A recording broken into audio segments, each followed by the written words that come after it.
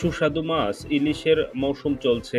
বিগত কয়েক বছর ধরে এ মৌসুমে বাংলাদেশ থেকে ভারত ইলিশ উপহার যাওয়াটা ছিল অনেকটাই নিশ্চিত। তবে রাজনৈতিক পট পরিবর্তনের পর পরিবর্তিত পরিস্থিতিতে অবস্থার বদল হয়েছে। বাংলাদেশ থেকে মাছ রপ্তানি বন্ধ। এমন অবস্থায় ভারতের বাজারে এ মাছের দাম লাফিয়ে লাফিয়ে বাড়ছে। আবার অবৈধ পথে ভারতে যাওয়া কিছু মাছ আবার বিক্রি হচ্ছে চড়া দামে।